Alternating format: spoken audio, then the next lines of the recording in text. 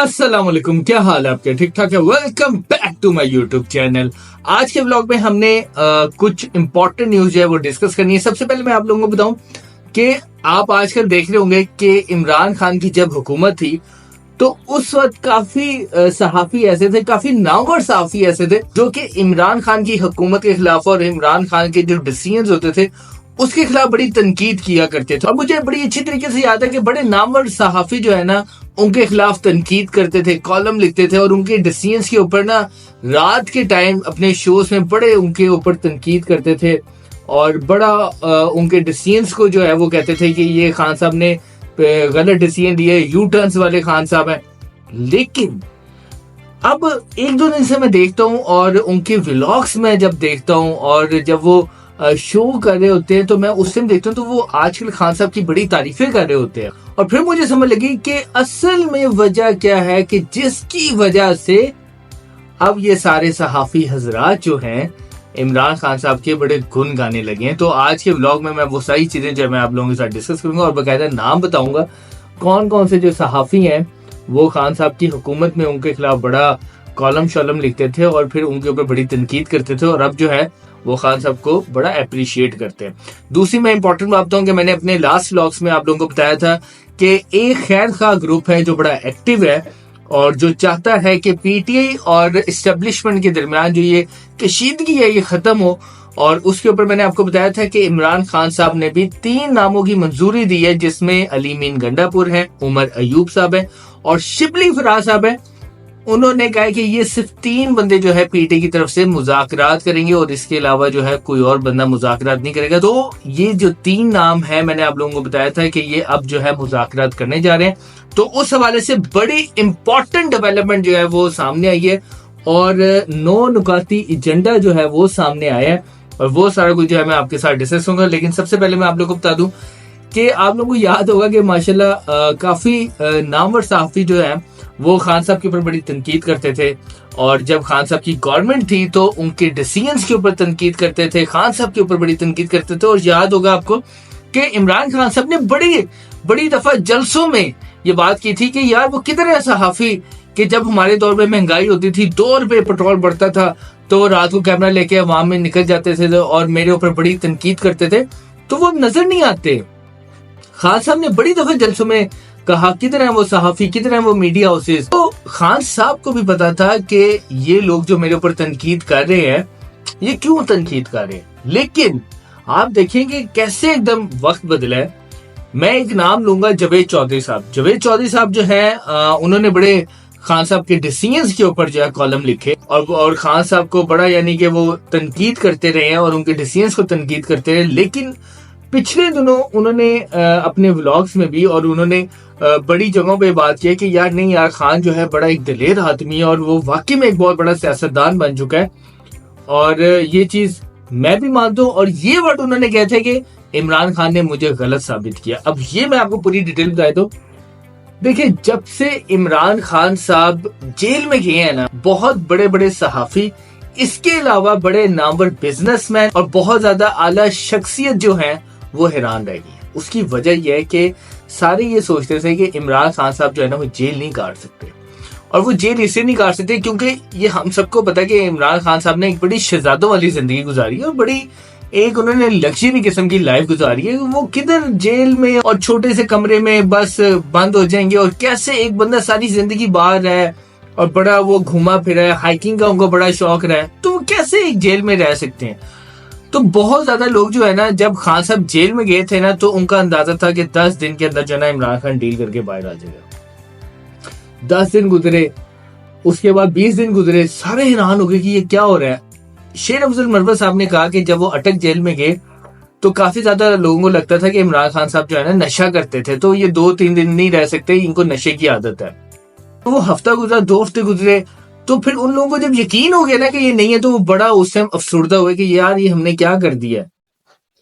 और अब जो करंट सिचुएशन है, जावेद चौधरी साहब ने कहा कि मुझे भी इमरान खान साहब ने गलत साबित किया है और मैं इस चीज को मानता हूं कि इमरान खान वाकई में एक बहुत बड़ा सियासतदान है और वो एक लीडर है।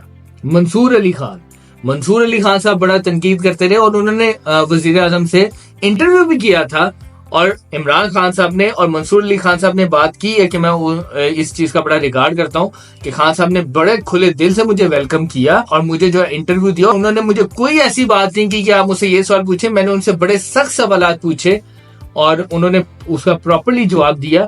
اور اس کے بعد بھی منصور علی خان صاحب نے بڑا خان صاحب کے اوپر تنقید کی ہے, لیکن وہ بھی اب اس چیز کے اوپر مانتے ہیں کہ عمران خان صاحب جو جیل کے اندر ہے اور وہ کوئی ڈیل نہیں کر رہے, وہ واقعی میں ایک سیاستدان ہے اور وہ ایک لیڈر ہے. متی اللہ جان صاحب نے بڑی تنقید کی ہے. اس کے بعد وہ جب خان صاحب سے ملے, کورٹ روم میں ملے, تو پھر متی اللہ جان صاحب نے ادھر بھی ان سے ایک شکوہ کیا تھا, وہ گرفتار ہو گئے تھے ان کی حکومت میں. لیکن اب جو ہے متی اللہ جان صاحب وہ بھی یہ بات کرتے ہیں کہ یار عمران خان جو ہے واقعی میں ایک لیڈر ہے, وہ ڈیل نہیں کر رہا, وہ جیل میں بیٹھا ہوا ہے, سختیاں برداشت کر رہا ہے. حامد میر صاحب کی تو سب کو پتا ہے کہ عمران خان سے بڑی جو ہے ایک کشیدگی رہی ہے اور حامد میر صاحب جو ہے ان کے اوپر بڑی تنقید کرتے رہے ہیں. لیکن اب جو ہے حامد میر صاحب یہ بات کرتے ہیں کہ وہ بلکہ وہ خود بتاتے ہیں کہ میں جتنا عمران خان کو جانتا ہوں وہ ڈیل نہیں کریں گے. انہوں نے 2-3 باتیں بھی ایسی بتائی ہیں کہ کچھ پی ٹی کے سینئر رہنما جب ان کے پاس ڈیل کی آفر لے کے گئے تو انہوں نے بڑا کلیئرلی ان کو جواب دیا کہ میں مر جاؤں گا, میری ڈیڈ باڈی ادھر سے نکلے گی, لیکن میں کوئی ڈیل نہیں کروں گا. اس کے بعد آپ دیکھیں عمران ریاض خان صاحب, تو میں اس لیے کہتا ہوں کیونکہ وہ جو ہے انہوں نے بھی عمران خان صاحب کے اوپر تنقید کی ہے, ان کی چیزوں کے اوپر, ان کے ڈیسیژنز کے اوپر, لیکن وہ اس رات کو موجود تھے جس رات عمران خان کا اقتدار ختم ہوا. تو انہوں نے بات بتائی کہ وہ سمپل کمرے میں گیا, ڈائری پکڑی اور چلا گیا.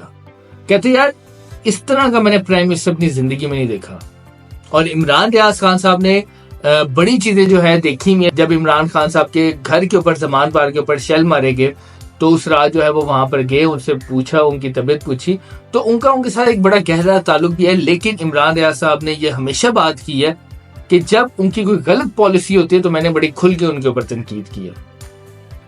تو اس طرح کافی زیادہ ایسے لوگ ہیں اور کافی صحافی حضرات ایسے ہیں جو عمران خان صاحب کی پالیسیز کے اوپر, ان کے ڈیسیژنز کے اوپر اور اسپیشلی خان صاحب کے اوپر بڑی تنقید کیا کرتے تھے. لیکن اب جو ہے وہ سارے اس چیز کو مانتے ہیں کیونکہ انہوں نے دیکھا ہوا ہے کہ نواز شریف صاحب جو ہے وہ ڈیل کر کے باہر گئے ہیں, آصف زرداری صاحب ڈیل کر کے باہر گئے ہیں, تو یہاں کے پولیٹیشنز جو ہے وہ ڈیل کر کے چلے جاتے ہیں. لیکن پہلی دفعہ ایسا ہوا ہے کہ پاکستان کی سیاست جو ہے وہ بدلی ہے اور اس کو بدلا ہے عمران خان نے. حفیظ اللہ نیازی صاحب جو عمران خان صاحب کے, آپ کو پتا ہے ان کی جو بہن ہے, ان کے ہسبینڈ بھی ہیں, وہ ان کی جو اب اتنی عمران خان صاحب سے نہیں دوستی رہی اور وہ بڑے ان کے اوپر تنقید کرتے رہے ہیں.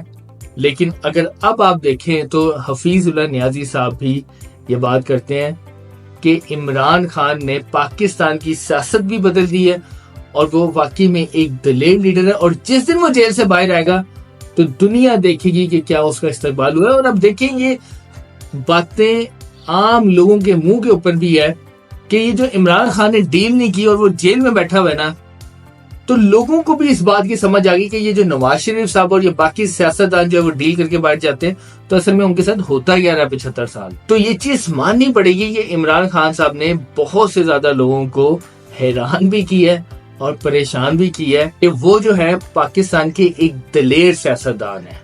اور اس چیز میں کوئی شک نہیں ہے کہ خان صاحب نے یہ چیز ثابت کی ہے اور کر کے بھی دکھائی ہے.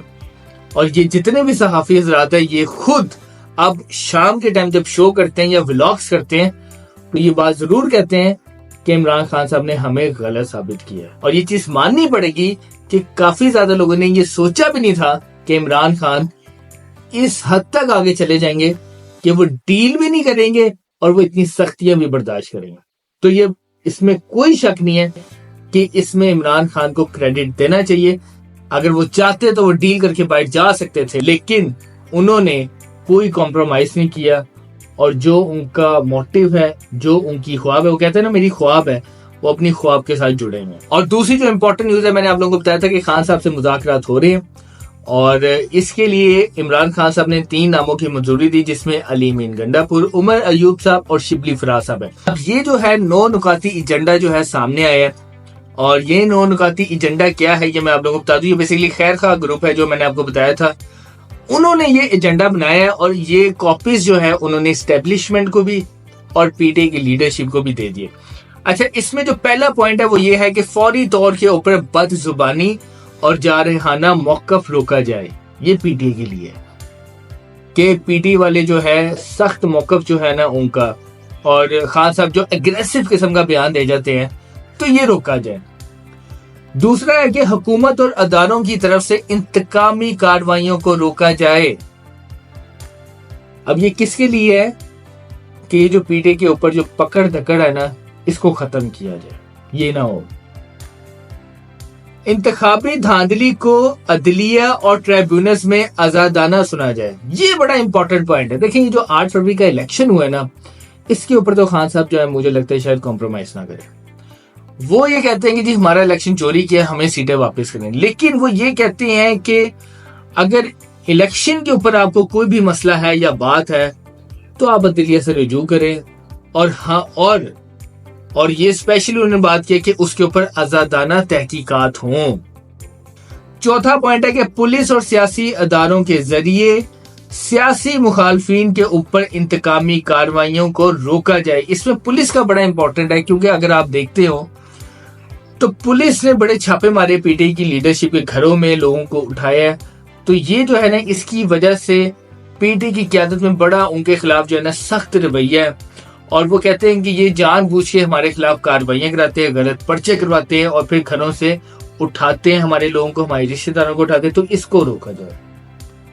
پانچواں پوائنٹ بڑا مزیدار قسم کا ہے کہ حکومت کو 2 سال کام کرنے دیا جائے. اگر یعنی کہ آپ نہیں مانتے نا کہ حکومت صحیح ہے, تو پھر بھی چپ کر کے جو ہے نا اس کو 2 سال جو ہے نا آپ برداشت کریں, ان کو کام کرنے دیں.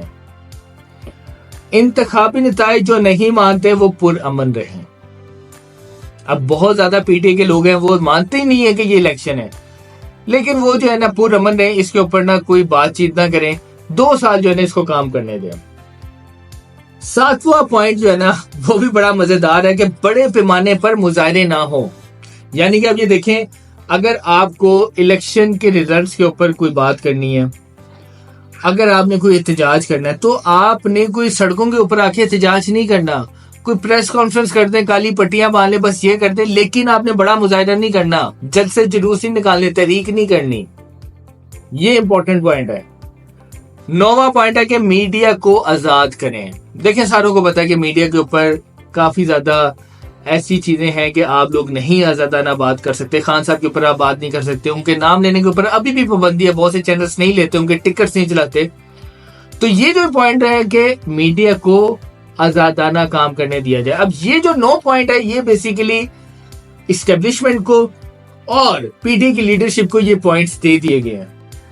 اور جہاں تک میرے سننے میں ہے کہ شاید خان صاحب کو بھی یہ نکات پہنچا دیے گئے. لیکن اب دیکھنا یہ ہے کہ خان صاحب ان کے اوپر کسی بھی بات کے اوپر آتے ہیں کہ نہیں. میرا شاید اپنا ایک اندازہ ہے کہ وہ جو الیکشن کے اوپر ہے, یا وہ یہ چاہتے ہیں کہ 2 سال ان کو کام کرنے دیا جائے. یہ جو گورنمنٹس بن گئی ہے نون لیگ کی پنجاب میں اور فیڈرل میں شہباز حکومت ہے, تو ان کو کام کرنے دیا جائے. تو شاید میرے خیال سے خان صاحب اس کے اوپر کمپرومائز نہیں کریں گے.